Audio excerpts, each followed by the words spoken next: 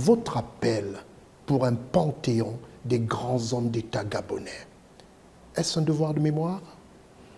Oui, un devoir de mémoire, je dirais tout simplement un devoir pour toute république, pour toute nation, pour tout État, de rendre mémorable, d'immortaliser ceux de ses fils exceptionnels qui ont apporté un élément fondamental dans la construction du pays, la construction de la nation.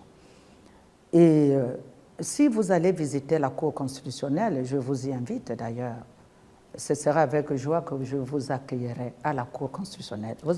Merci d'avance. Vous allez parcourir les salons et vous verrez que je les ai dédiés. Chaque salon porte le nom d'un illustre fils de ce pays. Fils avec grand F, puisqu'il y a aussi des femmes parmi ces dignes fils du Gabon.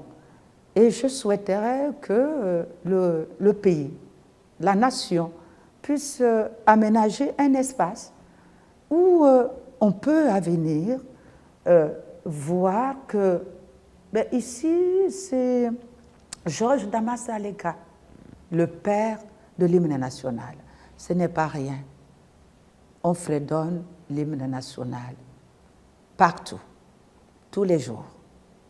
Mais combien de jeunes peuvent aller déposer une fleur sur le monument dédié à Georges Damas Aleka? Il n'appartient plus à sa famille. C'est un monument. Georges Damas Aleka, c'est un monument de la nation gabonaise. Vous avez bien d'autres. Rose Francine Rogombe. 2009, le Gabon vit un drame. Omar Bongo Ondimba, 42 ans de pouvoir, disparaît. C'est Rose Francine Rogombe qui prend les rênes comme président par intérim et qui organise la transition. Et le Gabon est resté un état de droit. Les élections s'étaient bien déroulées sans presque pas d'incident.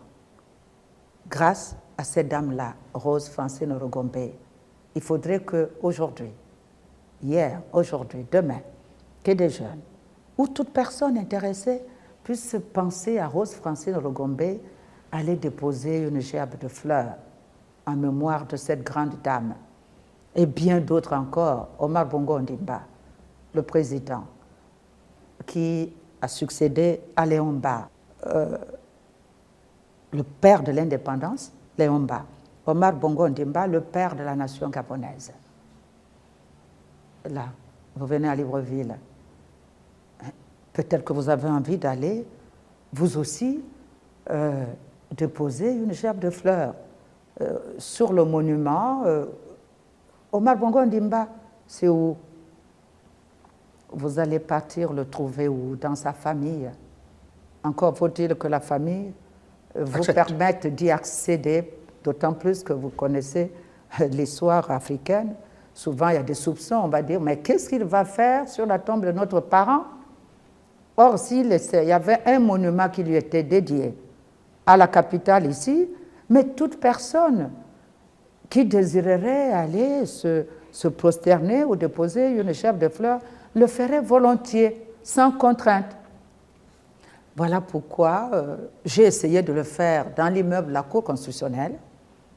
Vous irez, vous verrez Rose Francine Rogombe, dans la salle d'audience Rose Francine Rogombe, une autre salle Simon Yonaba, dans une autre salle Jean-Léger Alibala, et j'en passe. Ils sont nombreux à être immortalisés dans l'immeuble qui abrite le siège de la Cour.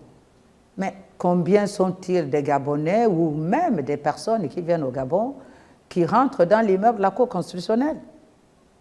Ce n'est pas un monument, ce n'est pas un mémorial, l'immeuble de la Cour. Donc ça ne suffit pas.